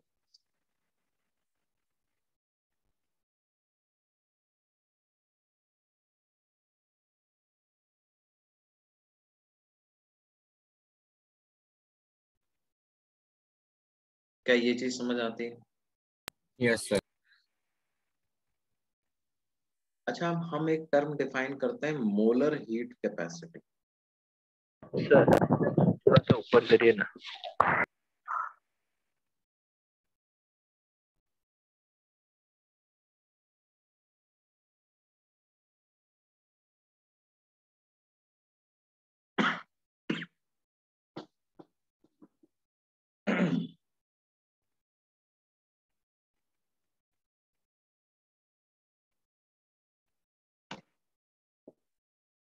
thank you sir.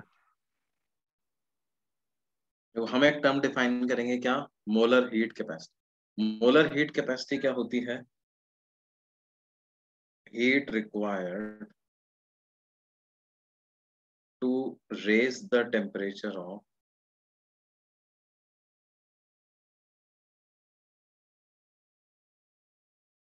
one mole of a substance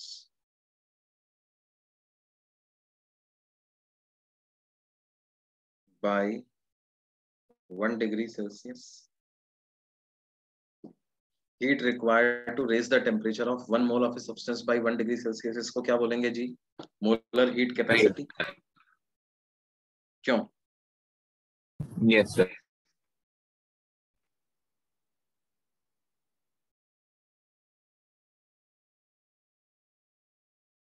अब देखो,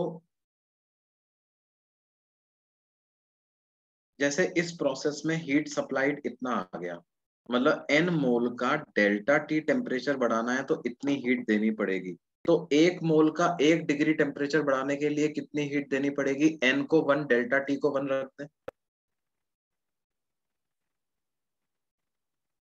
yes sir. तो क्या मैं बोल सकता हूँ मोलर हीट कैपेसिटी की वैल्यू FR/2 आ जाएगी? Yes sir. इस मोलर हीट कैपेसिटी, लेकिन ध्यान दो, हीट सप्लाइड इतना तभी होगा जबकि वर्क डन 0 है। और वर्क डन 0 किस प्रोसेस में? आइसोकोरिक प्रोसेस में, वॉल्यूम कांस्टेंट। तो क्या ये कांस्टेंट वॉल्यूम वाली प्रोसेस के लिए ही ये फॉर्मूला लगेगा? सर ये क्या किया आपने अभी? ये क्या किया बेटे मैंने? देखो, मोलर हीट कैपेसिटी क्या होती है? 1 मोल गैस का 1 डिग्री टेम्परेचर बढ़ाने के लिए हीट जो चाहिए वो। अब ये जो हीट सप्लाई का फॉर्मूला आया है, ये किसके लिए आया है? n मोल का डेल्टा टी टेम्परेचर बढ़ाने के लिए ये फॉर्मूला आया ना। हाँ सर। तो एक एक मोल का 1 डिग्री टेम्परेचर बढ़ाना है तो क्या करें अपन? n को 1, डेल्टा टी को 1 रख दे। Yes sir.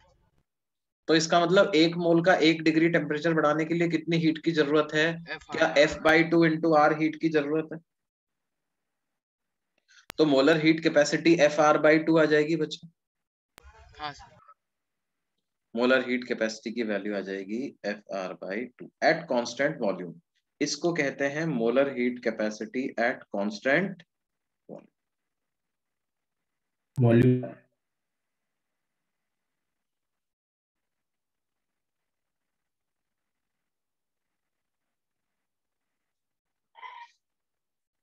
समझ में आती है जी?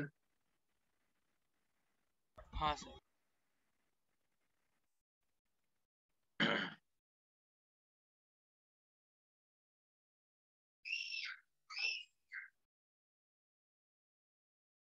ये मोलर, क्योंकि देखो हीट सप्लाई जो गैस के लिए होगा वो प्रोसेस डिपेंडेंट है, इसलिए जो मोलर हीट कैपेसिटी गैस की आएगी ना वो भी प्रोसेस डिपेंडेंट आएगी,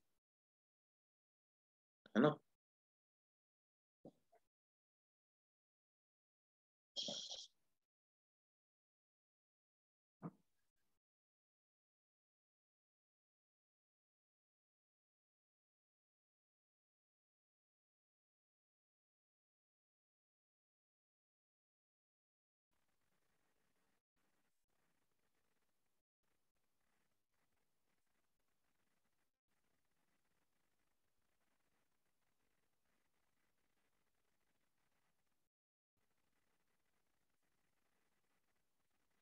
क्या ये बात समझ में आती है बच्चों? अब देखो, मान लो हमारे पास आइसोबैरिक प्रोसेस हो, तो उसमें क्या होता है जी?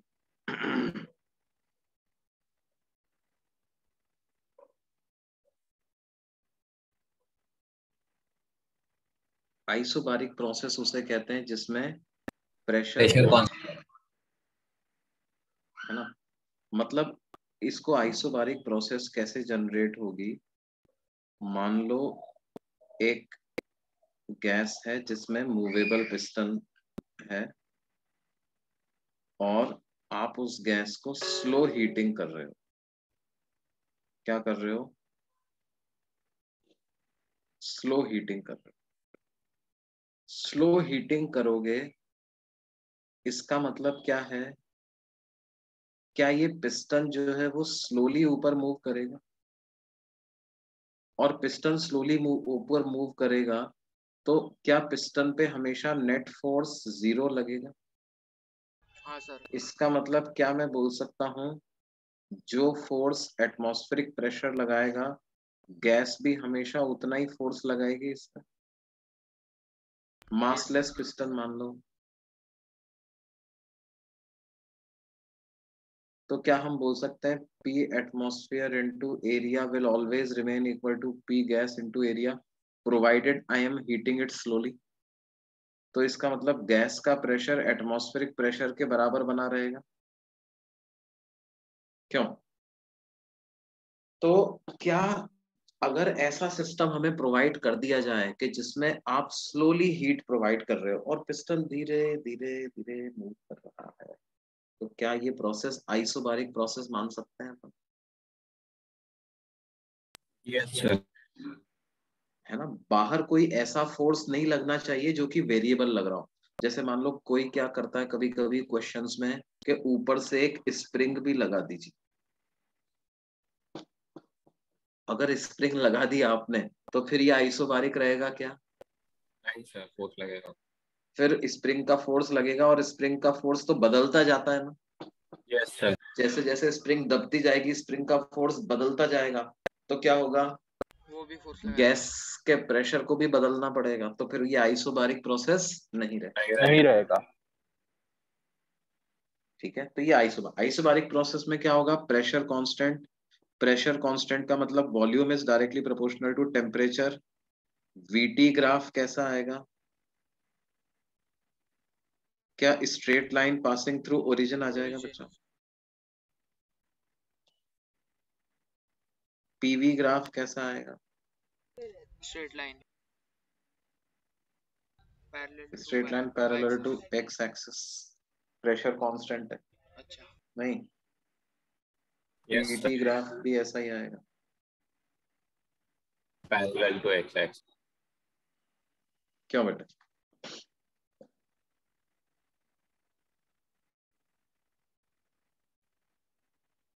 अच्छा, इसमें वर्क डन बाय गैस 0 होगा क्या बच्चा? No sir. इसमें वर्क डन बाय गैस 0 नहीं होगा। कैसे लिखेंगे बच्चों वर्क डन बाय गैस को? क्या वर्क डन बाय गैस का जनरल फॉर्मूला क्या होता है? Integral P dV. Pressure constant है तो क्या प्रेशर को इंटीग्रेशन के बाहर ले सकता हूं मैं? तो ये इंटीग्रल डीवी हो जाएगा।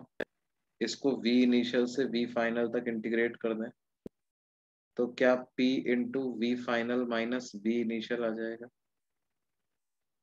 तो क्या इसको हम p डेल्टा v लिख देंगे बच्चों? Yes sir. Work done by gas को क्या लिख देंगे? p delta. लेकिन ये सिर्फ किसके लिए लगता है? आइसोबारिक प्रोसेस के लिए। अच्छा, एक बात आप और समझिए, ये P, इसको मैं P into V final minus P into V initial ऐसा लिखूंगा ना? क्या Yes, पी वी फाइनल को एनआर टी फाइनल लिख सकता हूं और पी वी इनिशियल को एनआर टी इनिशियल लिख सकता हूं? एनआर कॉमन आया, T final minus T initial, तो क्या इसको एनआर डेल्टा भी टी भी लिख सकता हूं? Yes sir. का मतलब work done by gas in isobaric process के दो फॉर्मूले आपके पास आ जाएंगे। प्रेशर के टर्म्स में लिखना है तो पी डेल्टा वी, या टेम्परेचर के टर्म्स में लिखना है तो एन आर डेल्टा।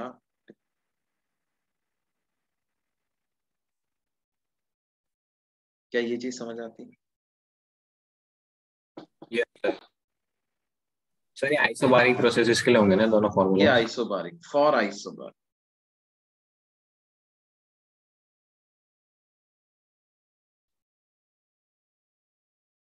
अच्छा, चेंज इन इंटरनल एनर्जी क्या आएगा? क्या F/2 NR डेल्टा टी होता है? वो तो हमेशा, यस सर। है ना? तो हीट सप्लाइड को क्या लिखेंगे?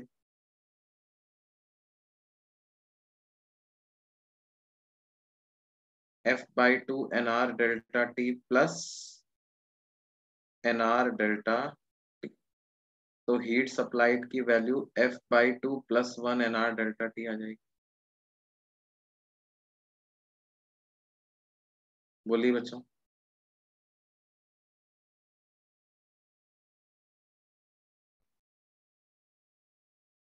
क्या ऐसा लिख सकते हैं? ये किसके लिए है? Isobaric process. आइसोबैरिक। इसका मोलर हीट कैपेसिटी कितना आएगा? Molar heat capacity at constant pressure. ये हीट आई है n मोल का डेल्टा टी टेम्परेचर बढ़ाने के लिए। 1 मोल का 1 डिग्री टेम्परेचर बढ़ाने के लिए कितनी हीट लगेगी बच्चों? F/2 + 1 R times. F/2 + 1 × R। बोलिए जी, क्या ये बात समझ में आती है? हाँ सर।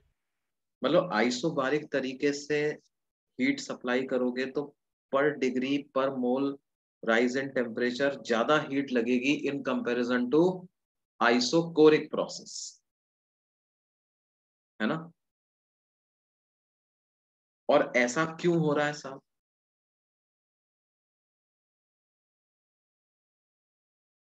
देखो, आइसोबारिक में क्या हो रहा है, गैस को एक्सपैंड भी हो रहा है ना। तो जब गैस एक्सपैंड हो रहा है तो खुद की एनर्जी खर्च हो रही है ना उसकी, तो Yes, sir. टेम्परेचर उतना नहीं बढ़ पा रहा, तो आपको ज्यादा हीट सप्लाई करनी पड़ रही। क्यों?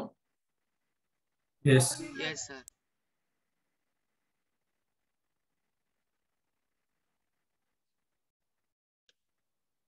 Molar heat capacity at constant pressure जो होती है वो molar heat capacity at constant volume से ज्यादा ही होती है। क्यों?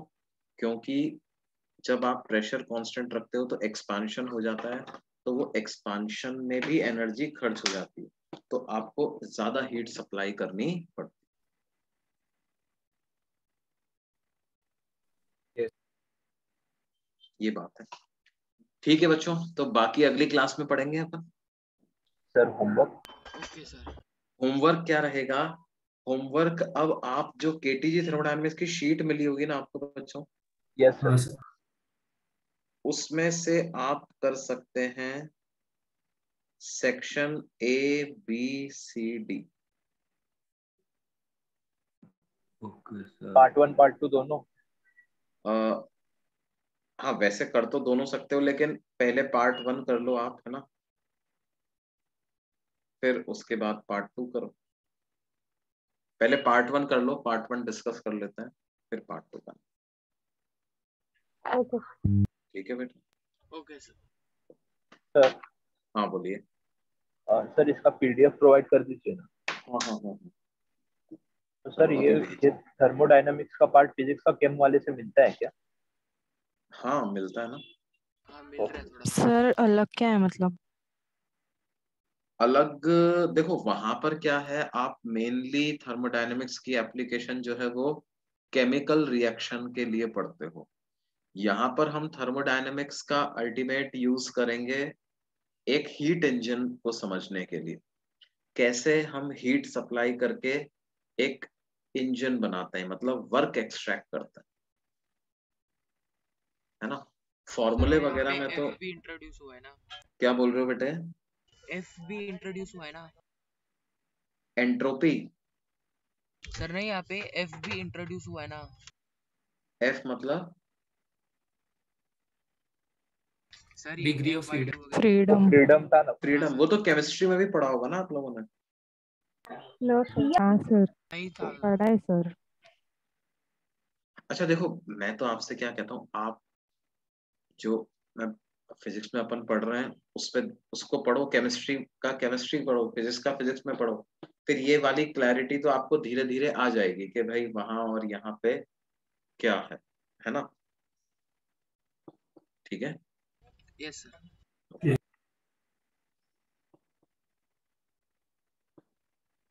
Thank you, sir. Bye, sir.